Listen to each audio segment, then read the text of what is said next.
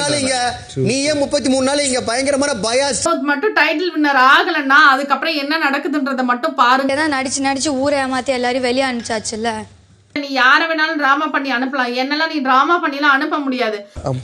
அவ்வளவுதான் வரும், மீதியெல்லாம் வெட்டி தூக்கிடுவேன். அதுமே இல்லாம மிக்சர் சாப்பிட்றவங்க தூக்கி பிடிக்கிறதும் எனக்கு என்னன்னு புரியவே இல்லை. உனக்கு புரியலன்னா நீ கம்முன்னு வந்துரு சார், நாங்க பேசிக்கிறோம், நீ வராத. நீங்க எப்படி அப்படி சொல்லலாம்? இந்த பெருமா நீ வந்துட்டியா, நான் வந்துட்டு பேசிட்டேன்னா நாங்க.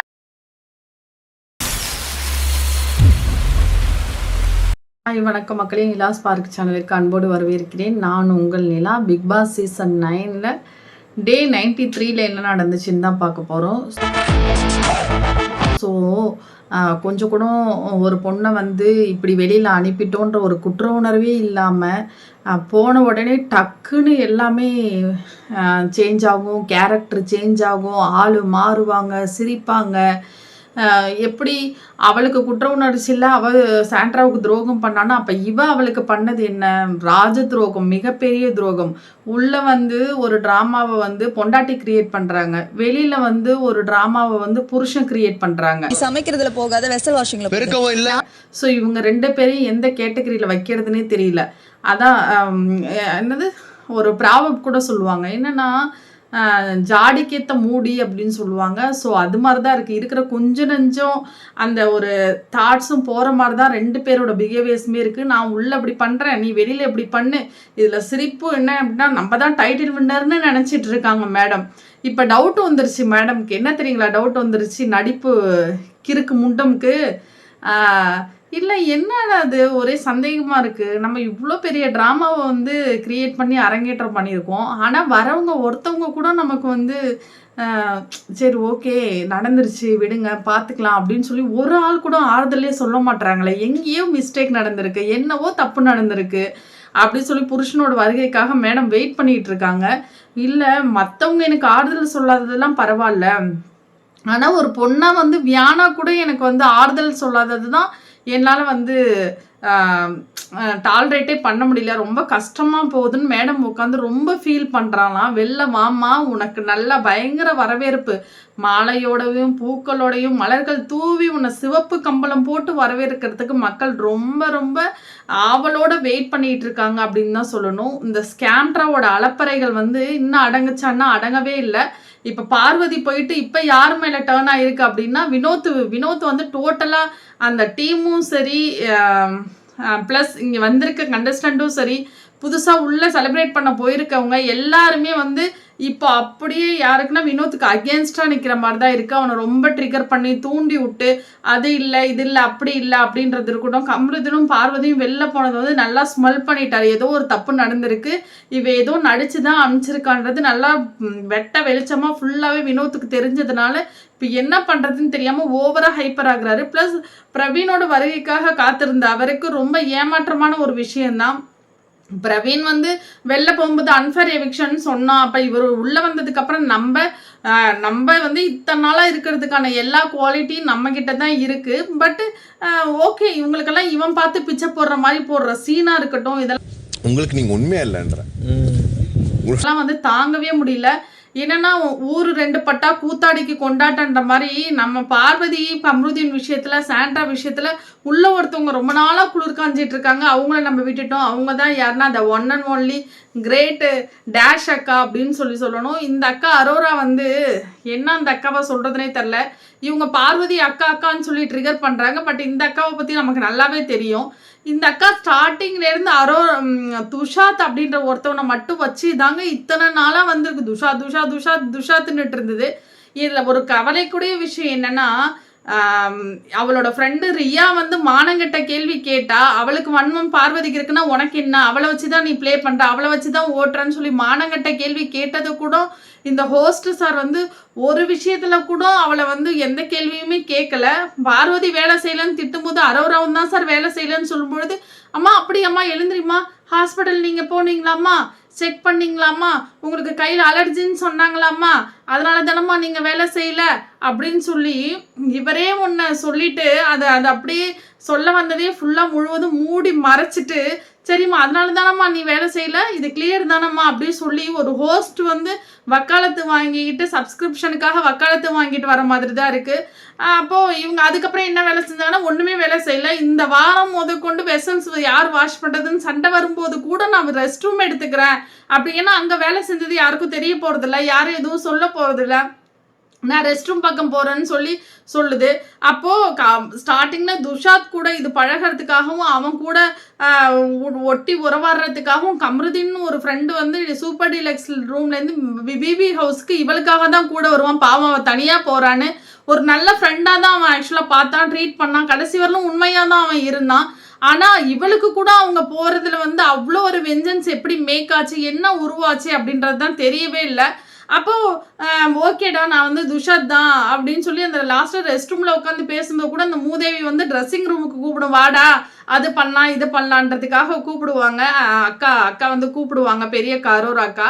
அப்போது அதெல்லாம் தெரியாது, யாருக்கும் எதுவும் புரியாது. அப்போ வந்து வாலண்ட்ரியாக பிடிச்சி தள்ளப்பட்டு ஓகேடா உன்னை பார்க்குறா, அவளுக்கு ஒரு ஃபீல் இருக்குது, மோர் தென் ஃப்ரெண்டு, நீ போடான்னு சொல்லி தள்ளி விட்டது இந்த அக்கா தான் தள்ளி விட்டாங்க. அப்போ தள்ளி விட்டுட்டு திரும்ப துஷாத்துன்னு ஒருத்தவனை யூஸ் பண்ணிக்கிட்டு ஒரு கட்டத்தில் கை கலப்பு ஆகும்போது கூட அக்கா வந்து யாருக்குமே சப்போர்ட் பண்ண மாட்டாங்க, அடிச்சுக்கிட்டு சாகங்கடான்ற மாதிரி தான் இருப்பாங்க. இதுதான் அவங்களோட உண்மையான ஃப்ரெண்ட்ஷிப்பு. அப்போ துஷாத் வந்து வெளியில் போகும்போது இப்போ யாருமே இல்லை அப்படின்னு சொல்லி கம்ருதீன் வந்து வாலண்டரியாக நீ வாடா அப்படின்னு சொல்லி பிடிச்சி இழுத்துக்கிட்ட மாதிரி தான் இருந்துச்சு. செவனேன்னு கடந்த சங்க ஊதி கெடுத்த கதையாக இந்த அக்கா தான் எல்லாமே தூண்டில் போடுறாங்க, அதில் வலை விரிக்கிறதும் அவங்க தான், வலையில் விழ வைக்கிறதும் அவங்க தான், திரும்ப வலையிலேருந்து எழுப்பி டே நீ போடான்னு துரத்தி விடுறதும் அவங்க தான், இப்போ நான் ஃப்ரீயாக இருக்கேன்டா நீ வாடான்னு சொல்கிறது இவங்க தான். ஸோ இந்த அக்காவை பற்றி சொல்லிகிட்டே போகணும். ரொம்ப கேவலமான சகுனி விஷ பாட்டிலு. என்ன கேட்டால் கனியை கூட ஒரு வகையில் நம்பிடலாங்க, நான் இப்படி தான் இருக்குவேன்னு சொல்லுவாங்க. ஆனால் இவங்க இருக்காங்க பார்த்தீங்களா இந்த அக்கா மாதிரி ஒரு விஷ பாட்டிலை பார்க்கவே முடியாது.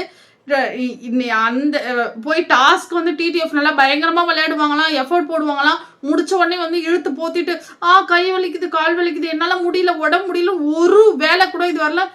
எங்க அலர்ஜி இருக்கு, இத்தனை சீசன்ல அலர்ஜி இருக்கவங்க உடம்பு முடியாதவங்க, ஏன் பார்வதிக்கு கண்ணாடி பட்டப்ப போய் தூங்க தெரியாமலாங்க, அப்போ கூட இவங்களோட வெஞ்சன்ஸை யூஸ் பண்ணி சபரி வந்து நீ போய் பாத்ரூம் கழுவு அப்படின்னு சொன்னான். அப்போ அந்த கெமிக்கல் யூஸ் பண்ணி அதை செய்ய முடியாது, வேற வேலை மாற்றி கொடு அப்படின்னு சொன்னால் இப்படி இவனுங்க வெஞ்சன்ஸை எல்லாத்தையுமே யூஸ் பண்ணலாம்.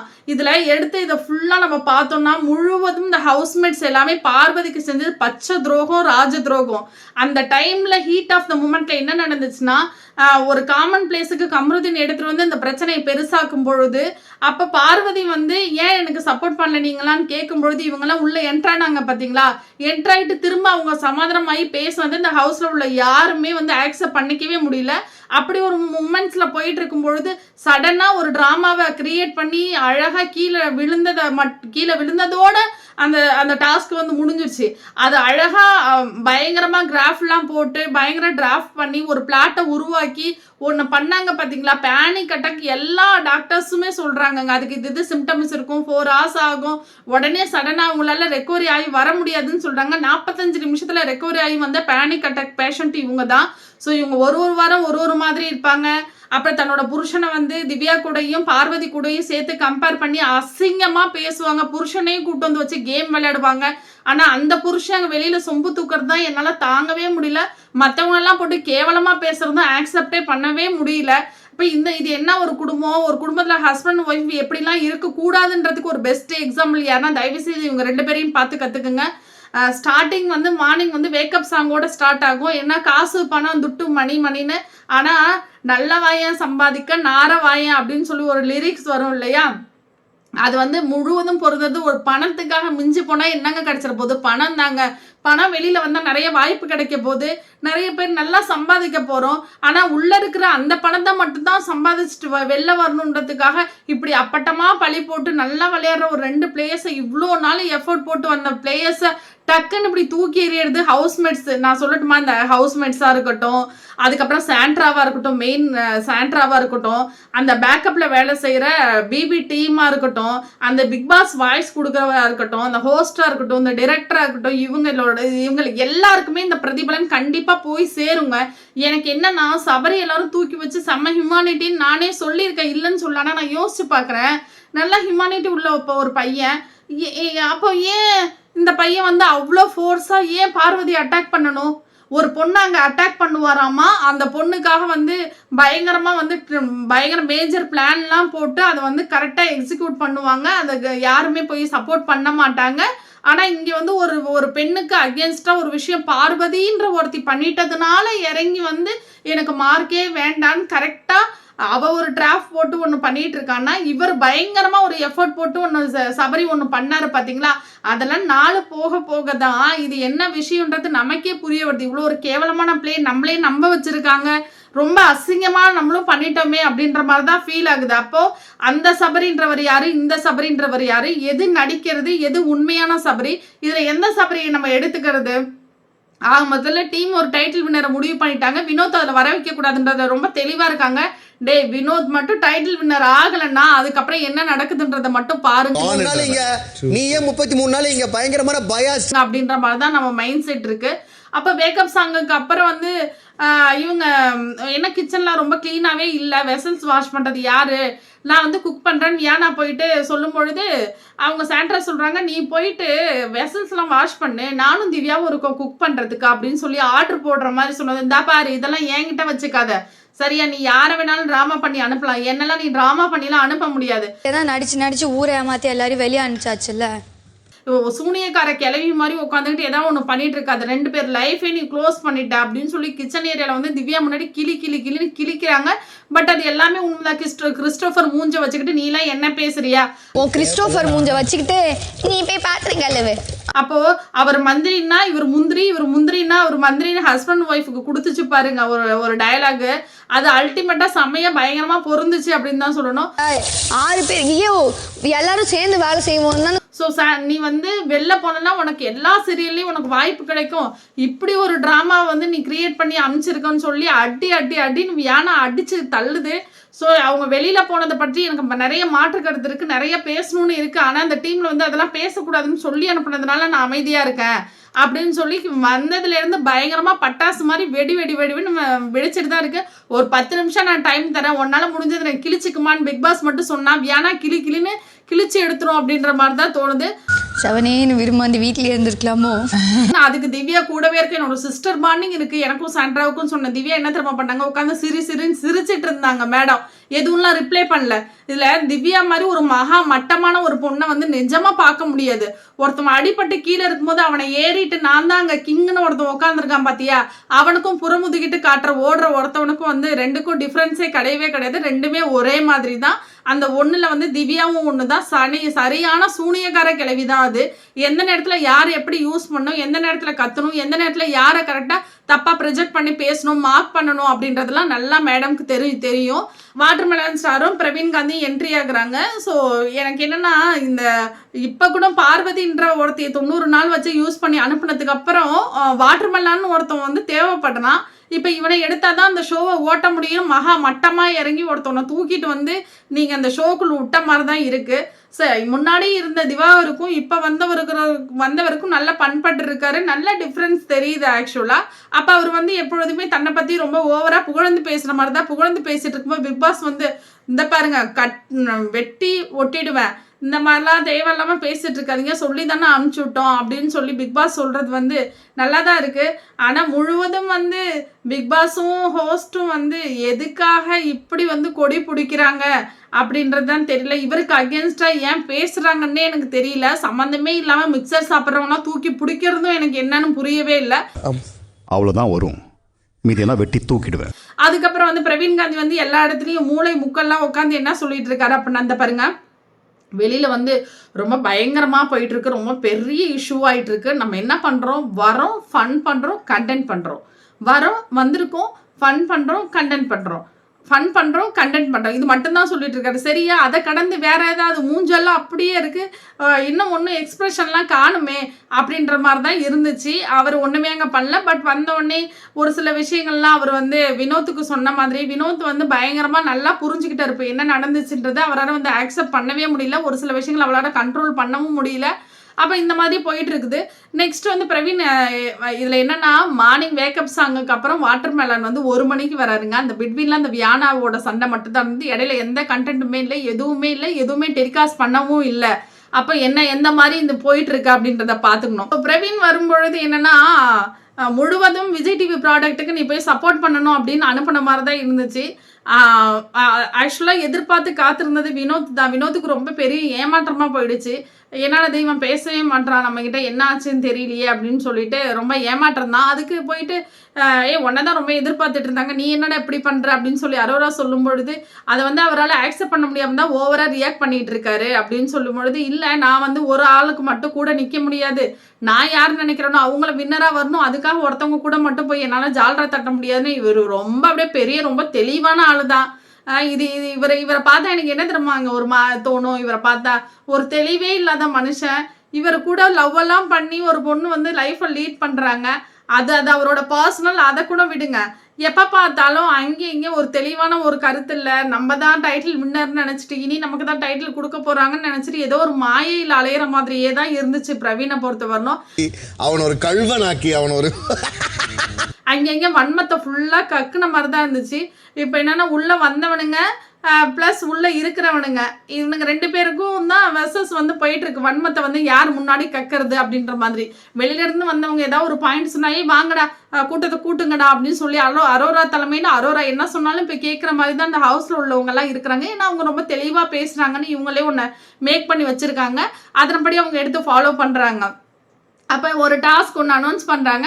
அனௌன்ஸ் பண்ணும்போது சபரிக்கு ஏதோ டவுட்டுன்னு வினோத்திட்ட கேட்கும்போது வினோத் ஏதோ ஓ அப்படியாடா என்னடா அப்படின்னோடனே இப்போ ஏன் நீ ஆட்டிடியூட் காட்டுறேன், நான் நார்மலாக தானே கேட்டேன் அப்படின்னு சொல்லும்பொழுது பாரு சபரி இந்த மாதிரி என்கிட்ட தேவையில்லாமல் பண்ணாத, நான் நார்மலாக தான் சொல்கிறேன். 91 நாளா நீ எப்படி தெரியுமா ஓட்டிருக்க? சத்தியமா நீ இவ்வளோ நாளாக 92 நாள் நீ எப்படி தெரியுமா வந்த? ஒரு மாதிரி ஒரு பவ்யமாக ஒரு மூஞ்ச வச்சுக்கிட்டு ஒன்றுமே தெரியாத இன்னசென்ஸ் மாதிரியும் அப்படியா அப்படின்னு சொல்லி இந்த ஃபேஸ் எக்ஸ்பிரஷன் இதை வச்சு தாண்டா நீ வந்திருக்க, இவ்வளோ நாளாக நீ ஒன்றும் ஆணியே பிடுங்கலன்னு அவரு சொல்ல போக இடையில அரோரா வந்து நீங்கள் எப்படி அப்படி சொல்லலாம், இந்த பெருமா நீ வந்துட்டியா, நான் வந்துட்டு பேசிட்டேன்னா நாங்கள் புரியலன்னா நீ கம்முன்னு வந்துரு சாரோரா, நாங்கள் பேசிக்கிறோம், நீ வராத அடிச்சுக்கிட்டோமா திரும்ப வந்துட்டு நான் சேர்ந்துருவேன், உனக்கு இதில் வேலை இல்லை, நீ இடையில வந்து கோல் போட்டுட்டு இருக்காது அப்படின்னு சொல்லும்போது நீங்கள் எப்படி ஹவுஸில் காமனில் பேசும்போது என்ன எப்படி பேச வேணாம்னு சொல்கிற, அவளே எதுவும் கண்டென்ட் இல்லாமல் சிக்கி தவிச்சிட்டு இருக்கா. பார்வதியும் கம்ருதனும் போனதுக்கு அப்புறமேல அவங்கள கூப்பிட்டு அவங்கள மாதிரி மார்க் பண்ணி கேவலமா திவ்யாவும் அவளும் பேசி சிரிச்சிட்டு இருக்காளுங்க. இந்த மாதிரி வெக்கங்கட்ட போனதுக்கு அப்புறமேலும் ஒருத்தவங்களை எடுத்து கண்டென்ட்டுக்காக யூஸ் பண்றேன்னா உன்ன மாதிரி ஒரு அந்த ஒரு டேஷான ஒரு அக்காவை வந்து பார்க்கவே முடியாது அப்படின்னு தான் சொல்லணும். அப்போ போடும்பொழுது திரும்ப உள்ளே போயிட்டு ஏன் தான் இவர் இப்படி பண்ணுறாருன்னு தெரியல, இவ்வளோ நாளாக இந்த பிரவீனை இந்த வினோத்தை நான் பார்த்ததே இல்லை, இப்போ ஒரு மாதிரி ரியாக்ட் பண்ணுறாரு அப்படின்னு. எக்ஸாக்ட்லி நம்மளோட நடிப்பறைக்கு ஆமாம் எக்ஸாக்ட்லி அவர் இன்னும் ஒரு மாதிரி டிஃப்ரெண்டாக பண்ணுறாரு அப்படின்றத இவங்களாவும் உங்களுக்கு என்ன ஆக்செப்ட் பண்ணிக்கவே முடியல. அதுக்கப்புறம் பார்த்தீங்கன்னா வாட்டர் மெலன் ஸ்டாரும் திவ்யாவும் வந்து சிரிச்சிட்டு இருக்காங்க. சுழிய உருண்டை அப்படின்னு சொல்லும்போது எங்கள் ஊர்லலாம் நாங்கள் அது வேற பேர் சொல்லுவோம்னு சொல்லிட்டு சிரிப்பே வராத ஒரு விஷயத்தை எடுத்து சிரிச்சிட்டு இருக்காங்க. அது வந்து தெரிஞ்சிச்சு, நம்ம சொன்ன ஏதோ ஒரு வார்த்தைக்காக தான் சிரிக்கிறாங்கன்னு இவருக்கு வினோத்துக்கு நல்லா தெரிஞ்சு போச்சு. அப்போ வரும்பொழுது நாங்கள் வந்து அப்பான்னு சொல்லுவோம், அப்பா வேற என்ன, அப்பத்துக்கு அப்புறம் வேற என்ன அப்படின்னு சொல்லி அவரை மார்க் பண்ணி சிரிக்கும் பொழுது இல்லை இவர் வந்து யோ உடியா அப்படின்னு கிச்சு பண்ணுறேன் போகும்போது யோ விடியா அப்படின்னு சொல்லி தரும்போது என்னை உதச்சிட்டாருன்னு சொல்லி திவா வந்து ஒன்று மேக் பண்ணிட்டு இருக்காரு. அவர் நிறைய இடத்துல ரொம்ப இன்னசென்ஸாக தான் நடந்துட்டு இருக்காரு. ஒரு சில விஷயங்கள் வந்து ஏன் இப்படி பண்ணுறோம், அவருக்கு என்ன தெரிஞ்சு வினோத் டைட்டில் வின்னராக வரக்கூடாதுன்றது மனசில் ஃபுல்லாக வெஞ்சன்ஸ் வச்சு ஏதோ பண்ணுற மாதிரி தான் இருக்குது. பட் வந்ததுக்கப்புறம் அரவிந்த் சாமி கார்த்தி மாதிரி மெய்யழகன் மாதிரி இருந்துச்சு நம்மளோட ரிலேஷன்ஷிப். நிறைய பேர் வந்து அதை வந்து ரசிக்கிறாங்க அப்படின்னு சொல்லிட்டு இருந்தாரு. நெக்ஸ்ட் வந்து பார்த்தீங்கன்னா நான் அரோரா வந்து திவாகரோட பாக்ஸ் இந்த ரூமில் இருக்கக்கூடாது, அவர் வந்து சூப்பர் டீலக்ஸில் தூங்கணும்னு அங்கே கொண்டு போய் வைக்க, வினோத் வந்து இல்லை இங்கே தூங்கக்கூடாது அங்கே கொண்டு போய் வைப்பேன், ஏன்னா அவர் வந்து கொரட்டை விடுவார், நம்மளால தூக்கம் கெட்டு போயிடும்னு சொல்லிட்டு அங்கே போய் வைக்க, ஏன் இவ்வளோ மெச்சூர்டே இல்லாமல் இவ்வளோ சீப்பாக பிஹேவ் பண்ணுறீங்க வினோத், கொஞ்சம் கூட மெச்சூர், நீங்கள் யாரை கேட்டு என்னோட பாக்ஸ் எடுத்துகிட்டு போய் அங்கே வச்சிங்க அப்படின்னு சொல்லி சண்டை போட திரும்ப இவர் வந்து இங்கே பாருங்க அப்படிலாம் கிடையாது, நான் இங்கே வந்து பிரவீன் காந்தி நான் தூங்குறேன்னு சொன்னார், அதனால தான் அங்கே கொண்டு போய் வச்சு இந்த மாதிரி மெச்சூரிட்டி இல்லாமல் பண்ணாதீங்க, என்னை வந்து இவர் வந்து உதைக்கிறாரு அப்படின்னு சொல்லிட்டு, என்னது யாரும் ஒன்று வந்து உதைச்சா சொல்லு, எதா இருந்தாலும் மூஞ்சிக்கு நேராக பேசு, யார் உதச்சுது, நீ வந்து கிச்சு கிச்சு பண்ணுறேன்னு சொன்னேன், ஐயோ போயா அப்படின்னு சொல்லிட்டு தள்ளி விட்டேன் காலாலையும் கையாலையும், அவ்வளோதான், நீ இந்த மாதிரிலாம் மேக் பண்ணாத அப்படின்னு சொல்லி இந்த மாதிரி ஒரு தேவையில்லாத ஃபைட்ஸ் தான் போயிட்டு இருந்தது. ஸோ எந்த கண்டென்ட் இல்லை, ரசிக்கிற மாதிரி இல்லை, எதுவுமே இல்லை. ஸோ இனி வரக்கூடிய நாட்களில் என்ன நடந்துச்சுன்னு பார்ப்போம். இன்னைக்கு வந்து சுவாரஸ்யமான விஷயங்கள்லாம் இவ்வளோ தான். பார்வதி போனதுக்கு அப்புறம் திரும்ப திவாகர்னு ஒரு ஆள் இந்த டீமுக்கு தேவைப்படுது. இந்த எச்சக்கட்ட மானங்கட்ட வேலைலாம் இவங்களால மட்டும்தான் பார்க்க முடியும். So thank you so much guys. Support பண்ணுங்கள், ஷேர் பண்ணுங்கள், உங்கள் வேல்யூபிளான கமெண்ட்ஸ் கொடுங்க.